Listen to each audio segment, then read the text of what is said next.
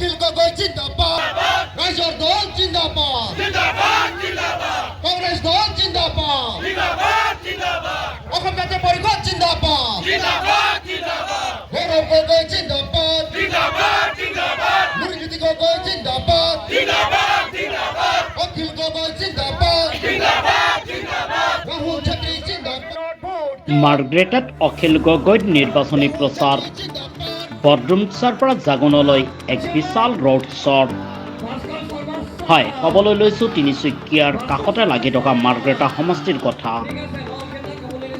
বিৰোধী ঐক্য মঞ্চৰ মনোনীত প্ৰাৰ্থী ৰাহুল ছেত্ৰীৰ হৈ আজি প্ৰচাৰ চলাই মাৰ্গ্ৰেটাৰ চুকে কোণে ৰাজ্য দলৰ সভাপতি অখিল গগৈয়ে।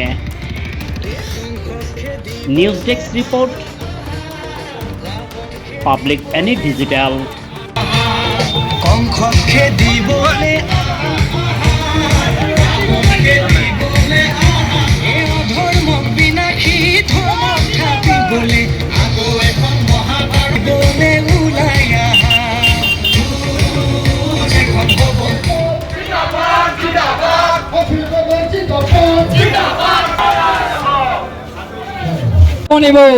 যাতে জনগোষ্ঠীৰ ধৰ্ম বৰ্ণ কথা নহয়, আমি উন্নতি প্ৰগতি শিক্ষা স্বাস্থ্য চাকৰিৰ কথাবোৰ পাতিম আৰু তেনে এখন মাৰ্গেৰিটা নিৰ্মাণ কৰিবলৈ আমি আগবাঢ়ি আছো। আমাৰ মৰমৰ জুবিন দাক ন্যায় প্ৰদান কৰা নহ'ল।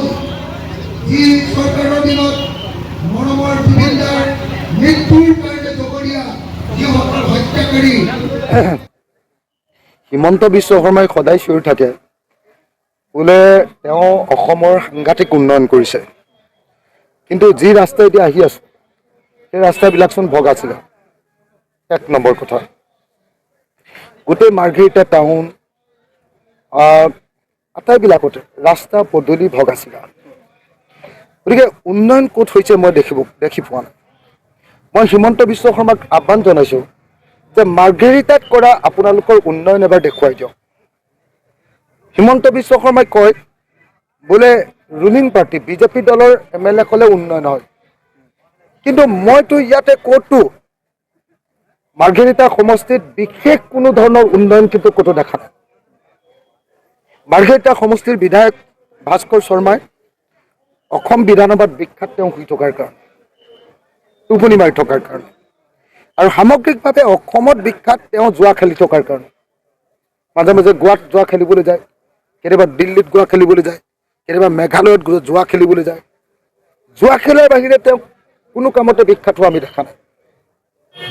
তো তেওঁৰ দ্বিতীয় কামটোত আটাইতকৈ যিটো বিখ্যাত সেই কথাটো হ'ল যে তেওঁ কয়লাৰ গাড়ী, অবৈধ কয়লাৰ গাড়ী গন্তি কৰি তাৰ পৰা হিচাপ লোৱা আৰু তাৰ পইচা লোৱাৰ বাহিৰেহে তেওঁ বিখ্যাত।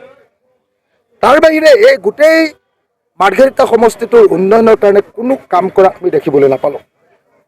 মই যিদিনাই মাৰ্ঘেৰিটালৈ আহিছোঁ সেইদিনাই দেখিছোঁ যে মাৰ্ঘেৰিটা টাউনখনত সদায় ৰাস্তাটো ভগা থাকে, সদায় ৰাস্তা ভগা, আৰু কোনো এনেকুৱা বিশেষ প্ৰজেক্ট হোৱা নাই। মই শিৱসাগৰলৈ ৰংঘৰ প্ৰজেক্ট আনিছোঁ, মই শিৱসাগৰলৈ ব্ৰহ্মপুত্ৰৰ খহনীয়া ৰক্ষা কৰিবৰ কাৰণে 205 কোটি টকাৰ এছিয়ান ডেভেলপমেণ্ট বেংকৰ প্ৰজেক্ট আনিছোঁ, ডিষ্ট্ৰিক্ট ষ্টেডিয়াম আনিছোঁ, এনেকুৱা বহুত এনেকুৱা প্ৰজেক্ট আনিছোঁ। অতি কমেও মই 15টা এনেকুৱা স্পেচিয়েল প্ৰজেক্টৰ নাম ক'ব পাৰোঁ। মই বিৰোধী বিধায়ক, কিন্তু ইয়াত শাসক দলৰ বিধায়ক হৈ ভাস্কৰ শৰ্মাই গোটেই মাৰ্ঘেৰিটা সমষ্টিত অনা কেইটামান গুৰুত্বপূৰ্ণ আপোনালোকে স্পেচিয়েল প্ৰজেক্টৰ নাম ক'ব পাৰিবনে কোনোবাই? গতিকে এজন অশিক্ষিত, বিশেষ শিক্ষা দীক্ষা নথকা, কেৱল মদ আৰু জুৱাৰ লগত জড়িত হৈ থকা, কেৱল অবৈধ কয়লা খননৰ কামত পৃষ্ঠপোষকতা কৰা এজন বিধায়কক কেৱল আৰু কেৱল তেওঁৰ পৰিয়ালৰ উন্নতি কৰিবৰ কাৰণে, কেৱল নিজে ঠিকা কৰিবৰ কাৰণে, ঠিকাদাৰৰ পৰা কমিশ্যন খাবৰ কাৰণে মাৰ্ঘেৰিটাই কেতিয়াও এনেকৈ বিধায়ক পাতি থকাটো উচিত নহয়।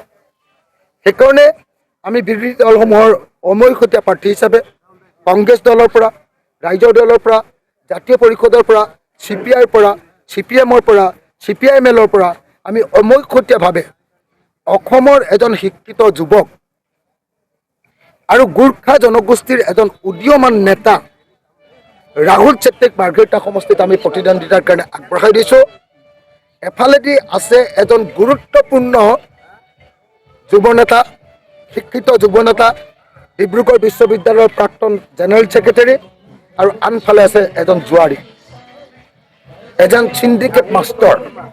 গতিকে মাৰ্ঘেৰিটাৰ বাকী ৰাইজক মই সঠিক সিদ্ধান্ত গ্ৰহণ কৰিবৰ কাৰণে আৰু আমাৰ চিলিণ্ডাৰ চিনত অমৈখুটীয়া প্ৰাৰ্থী, বিৰোধীৰ অমৈখুটীয়া প্ৰাৰ্থী চিলিণ্ডাৰ চিনত ভোটদান কৰিবৰ কাৰণে আহ্বান জনাইছোঁ।